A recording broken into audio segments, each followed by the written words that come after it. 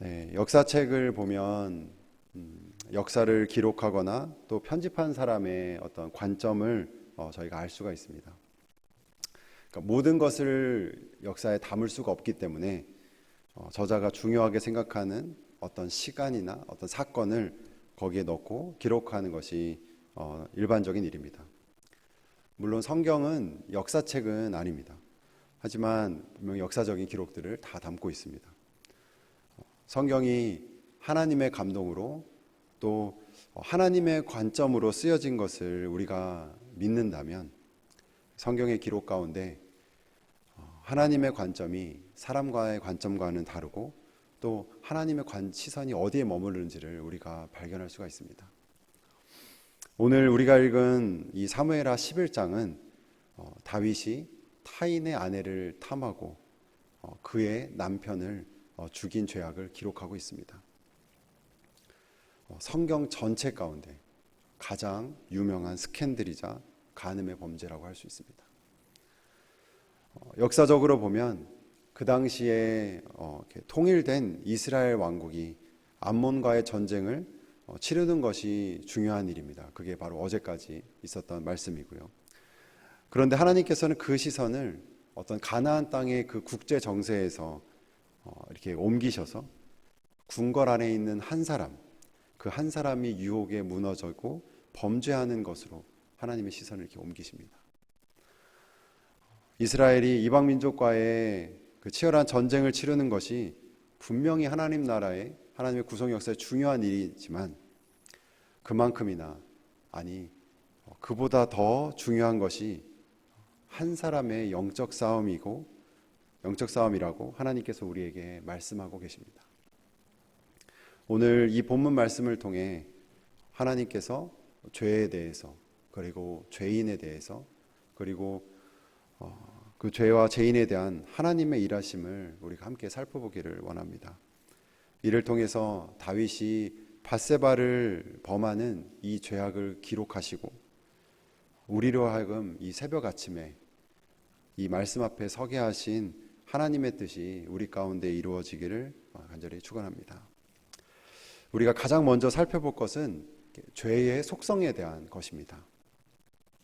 죄는 작은 것에서부터 시작한다라는 것을 하나님께서 오늘 우리에게 말씀 가운데 가르쳐주고 계십니다.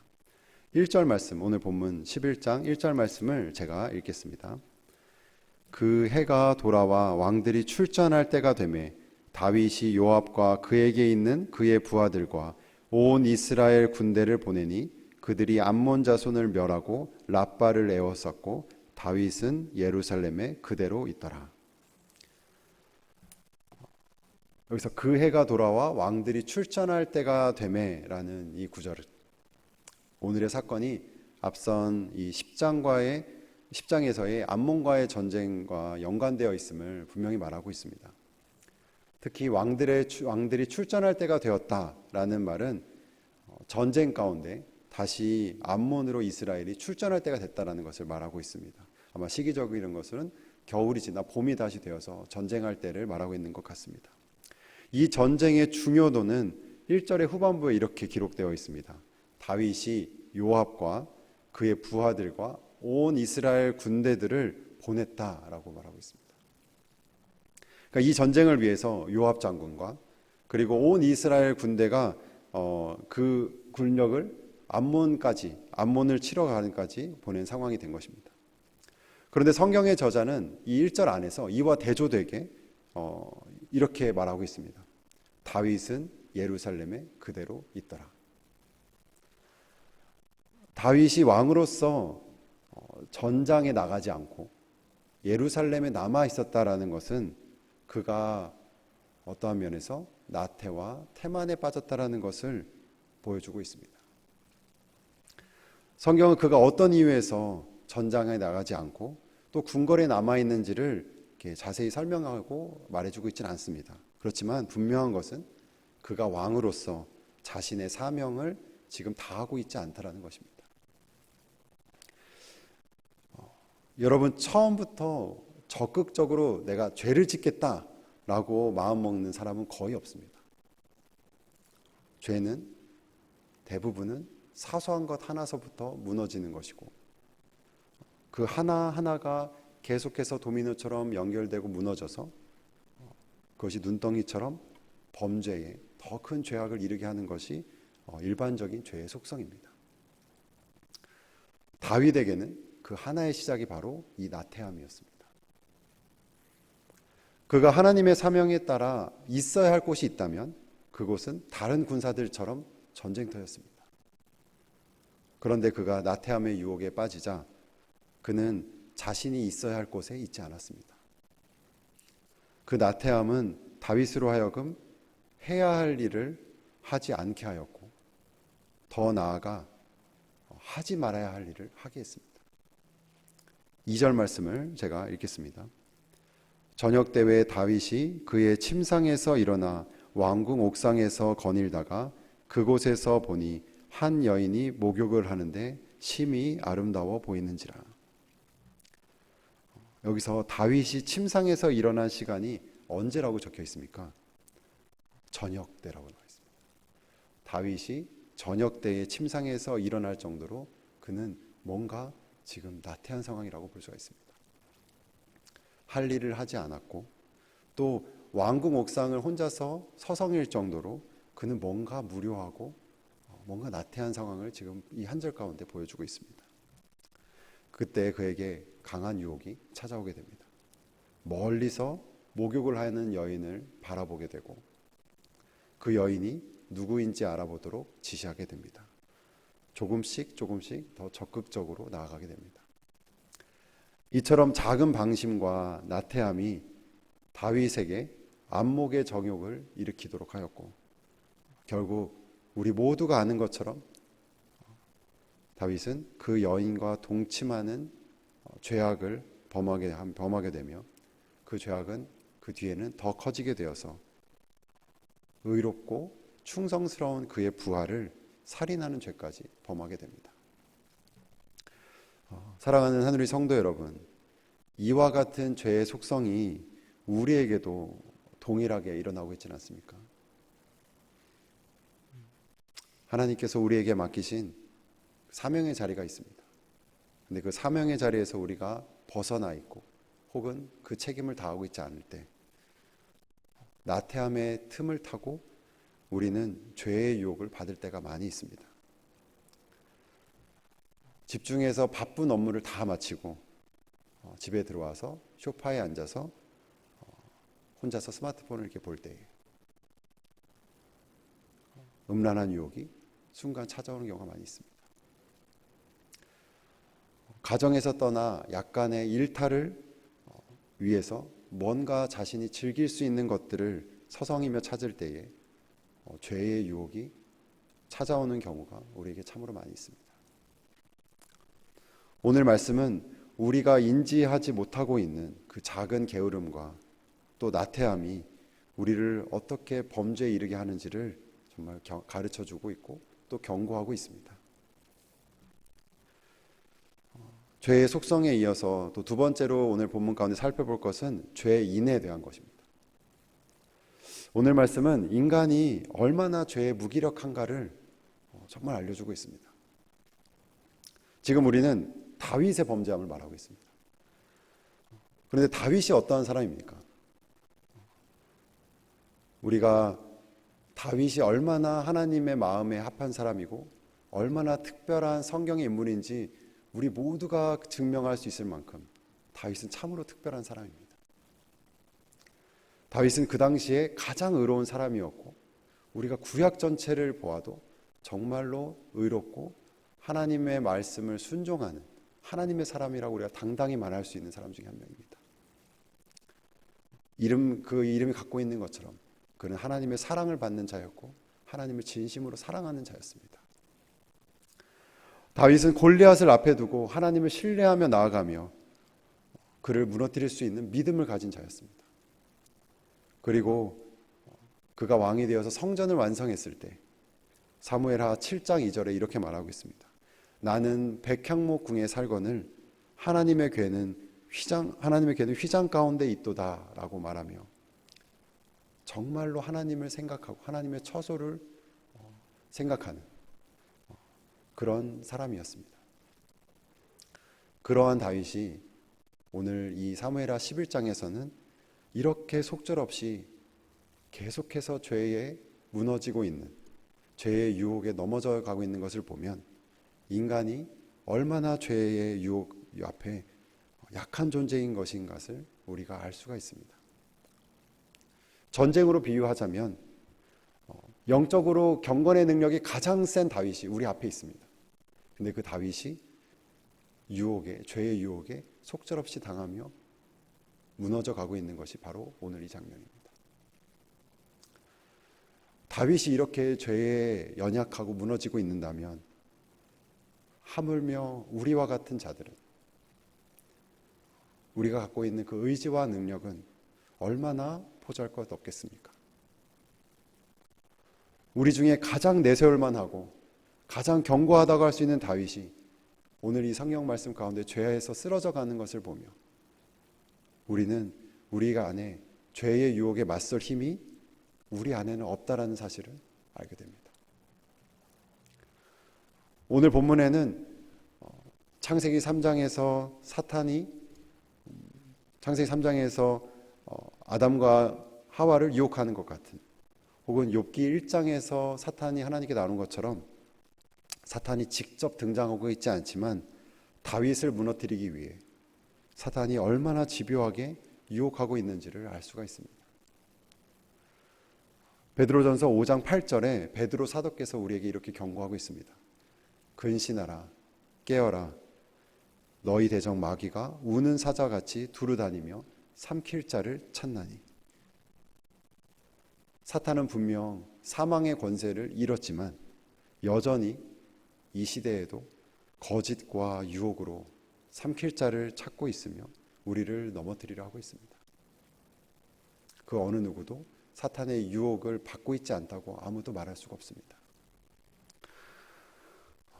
우리 자체가 이 죄에 무기력할 정도로 이렇게 약한 죄인인데 더욱이 방금 말씀처럼 교활한 사탄이 끈질기게 유혹하니 우리는 정말 여기에 무력한 것입니다.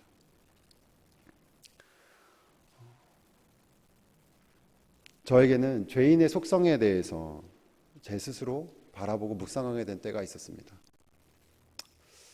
아주 옛날이긴 하지만 여름철에 제가 바나나를 이렇게 사서 냉장고에 이렇게 보관한 적이 있었습니다. 근데 이렇게 바나나 주변에 이렇게 벌레가 많이 끼인 것을 보고 벌레를 이렇게 내쫓은 다음에 이제 비닐로 둘러서 이렇게 보관해서 다시 이렇게 덮어서 보관한 적이 있습니다. 그런데 다음 날 일어나 보니까 제가 아마 비닐을 묶을 때 약간의 틈이 있었는지 모르겠지만 깜짝 놀랄 정도로 새까만 날파리들이 그 바나나를 둘러싸고 있는 것을, 덮고 있는 것을 본 적이 있었습니다. 근데 그때 그 모습을 보면서 그 바나나를 향해 달려가는 모여있는 그 날파리가 마치 죄를 향해 달려가고 있는 저의 모습처럼 보인 적이 있었습니다. 바나나를 어디에 두던 간에 어떻게 덮었던 간에 그 향과 맛을 본성적으로 너무 좋아해서 날아가는 것을, 그를 향해 날아가는 것을 멈추지 못하는 것이 바로 죄인된 저의 모습이었습니다. 이와 관련해서 초대교회의 교부인 성 어거스틴은 그의 책에서 이렇게 말한 적이 있습니다. 죄인인 우리가 죄를 짓는 것은 우리가 죄를 사랑하는 죄인이기 때문이다. 이렇게 고백했습니다. 어거스틴은 자기의 죄악을 비춰보고 살펴본 결과 우리가 하나님을 사랑하지만 잠깐 실수해서 범죄하는 것이 아니라 우리가 죄, 즉 망해가는 것을 사랑하고 그 자체를 갈구하는 죄인인 것을 그는 고백하였고 그런 기록을 우리에게 남겨주었습니다. 사랑하는 성도 여러분, 우리는 이처럼 죄의 유혹에 무기력할 뿐만 아니라 언제든지 틈이 생기면 죄를 향해 날아가는, 그리고 죄를 범하는 그 타락한 존재인 것을 우리가 오늘 말씀 가운데 깨달아야 될 것입니다. 그렇다면 마지막으로 이 본문을 통해서 여러분과 살펴볼 것은 하나님께서 죄에 대해서 또 죄인에 대해서 일하고 계심을 또 알 수가 있습니다. 하나님은 먼저 그 죄악이 드러나게 하시는 분이십니다. 오늘 본문 가운데 다윗의 행동들을 보면 사람은 죄를 계속해서 감추려고 합니다. 드러나지 않게 하고 숨기려고 합니다. 그렇지만 하나님은 그 죄가 드러나게 하시고 죄에 대한 대가를 치르게 하시는 분이십니다. 하나님은 다윗을 그 누구보다 정말로 사랑하시고 다윗을 돌보시지만 다윗의 죄에는 타협하지 아니하시고 공의로 대하셨습니다. 이 말씀을 묵상하면서 내가 다윗이라면 인간적으로 하나님께 원망스러울 수 있겠다라는 생각도 했습니다. 왜냐하면 그가 행한 선행들은 정말 수없이 많고 그가 했던 귀한 찬양들이 얼마나 많이 있습니까? 그리고 하나님 나라를 위해 세운 업적들도 무수히 많이 있습니다. 그런데 개인적으로 지은 은밀한 죄악 이 하나를 하나님께서는 이 말씀 가운데 낱낱이 기록하시고 그것을 드러나게 하시고 이것을 모든 사람이 읽게 하셨습니다. 하나님의 이 역사가 가혹하게 여길 만도 한 것인 겁니다. 하나님은 다윗의 죄악을 못 본 것처럼 대하지 않으시고 철저히 드러나게 하시고 그 죄를 범한 다윗을 징계하십니다. 이와 관련하여서 요한계시록 3장 19절에 이렇게 쓰여 있습니다. 우리 화면을 보시고 이 말씀 함께 여러분 읽어보겠습니다. 읽겠습니다. 시작. 무릇 내가 사랑하는 자를 책망하여 징계하노니 그러므로 내가 열심을 내라 회개하라.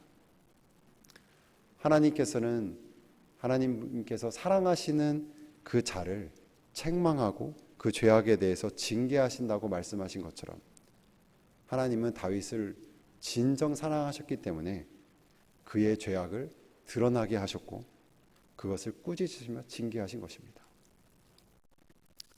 심지어 다윗이 후에 나단을 통해 이 자기의 죄악을 진심으로 깨닫고 눈물로 침상을 적시며 회개한 이후에도 하나님은 밧세바에게서 나온 그 아이의 생명을 취하실 만큼 그에게 징계하셨습니다. 이 하나님의 공의의 측면과 반대면으로 하나님께서는 동시에 또 죄인에게는 사랑을 보이고 계십니다. 하나님은 오늘 본문에서 여러 번 다윗이 그 계속 죄악을 더해가는 가운데 순간순간마다 죄악을 멈출 수 있도록 어떤 기회를, 그 신호를 주신 것 같습니다. 다윗이 밧세바와 잠자리를 한 뒤에 그녀가 임신한 것은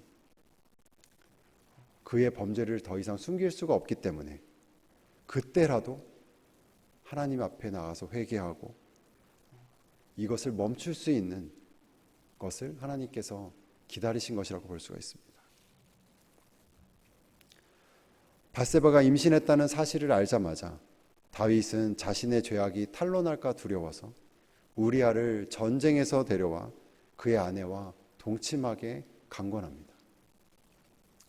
그런데 우리아는 오늘 본문에 보면 집으로 돌아가지 않고 왕궁에서 머물며 이렇게 말합니다. 오늘 본문 11장 11절 말씀 제가 읽겠습니다. 우리아가 다윗에게 아뢰되 언약궤와 이스라엘과 유다가 야영 중에 있고 내 주 요압과 내 왕의 부하들이 바깥들에 진치고 있거늘 내가 어찌 내 집으로 가서 먹고 마시고 내 처와 같이 자리이까. 내가 이 일을 행하지 아니하기로 왕의 살아계심과 왕의 혼의 살아계심을 두고 맹세하나이다 하니라. 우리아는 자신의 평안, 자신의 쾌락보다 자기의 주군인 왕을 생각하고 왕이 자기에게 내린 그 사명을 생각하고 있습니다. 우리아는 하나님 앞에 충성스러웠던 다윗의 모습과도 닮았습니다.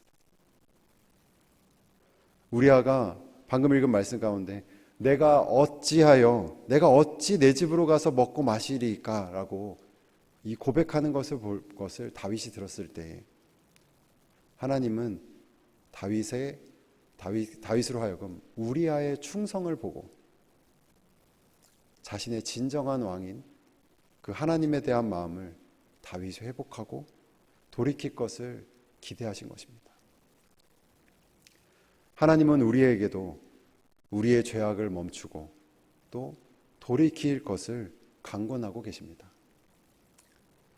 공의로우신 하나님은 우리의 죄의 대가를 이미 그리스도의 십자가로 확실하게 치르셨기 때문에 우리가 이 죄의 굴레에서 이제는 벗어나 하나님 아버지와 온전한 관계를 맺고 자유하기를 바라십니다. 여러분, 이제 말씀을 마무리하도록 하겠습니다. 오늘 말씀에 묘사되는 다윗은 하나님과 친밀하며 하나님께 충성하는 모습이 아니라 나태함 가운데 죄의 유혹에 빠져서 하나님과 단절되고 죄에는 충성스러운 그 죄인의 모습을 보여주고 있습니다. 하나님께서 주신 그 사명을 감당하지 않고 나태함으로 자신이 있어야 할 자리에 있지 않을 때 그 작은 틈으로 들어온 유혹이 얼마나 치명적인지를 오늘 본문은 우리에게 말해주고 있습니다. 그리고 우리 인간은 죄인이기 때문에 죄를 온전히 이길 힘이 우리에게는 없기 때문에 유혹은 받으셨으나 죄를 짓지 않으시고 죄의 대가를, 인류의 모든 죄의 대가를 십자가의 죽으심으로 다 치르신 뒤에 부활로 그 죽음을 이기신 예수 그리스도만이 죄를 이길 수 있다는 것을 우리에게 말씀해 주고 계십니다. 오늘 이 말씀을 통해서 우리가 범했던 죄악 혹은 지금 은밀하게 진행되고 있는 죄악이 있다면 하나님 앞에 애통하는 마음으로 나아가는 시간이 되길 바랍니다. 그리고 죄를 이겨낼 수 없는 우리가 아주 연약한 죄인임을 하나님께 고백하고 온전한 공의와 사랑이신 하나님 앞에 고백하며 나아가는 은혜가 저와 여러분에게 충만하게 주님의 이름으로 축원합니다. 함께 기도하겠습니다. 사랑하는 하나님 아버지, 오늘도 우리를 거룩하신 주의 말씀으로 소성케 하여 주시고 진리로 인도해 주신 하나님께 감사를 드립니다. 하나님, 오늘 다윗 왕의 범죄를 통해 우리가 죄에 얼마나 무기력한지를 돌아보게 됩니다. 다윗의 고백처럼 우리 자신의 허물을 스스로 깨달을 수가 없사오니 하나님 진리의 빛으로 그리고 거룩하신 성령의 조명하심으로 우리의 죄가 드러나고 주님 앞에 나아가 죄사함을 받는 은혜를 주님 허락하여 주옵소서. 이 말씀과 이 기도의 시간에 회개에 이르는 근심을 갖게 하여 주시고 그 근심과 애통함으로 주님께 더욱더 나아가는 은혜를 우리에게 내려주시옵소서. 이 모든 말씀 우리 주 예수 그리스도의 이름으로 기도하였습니다. 아멘.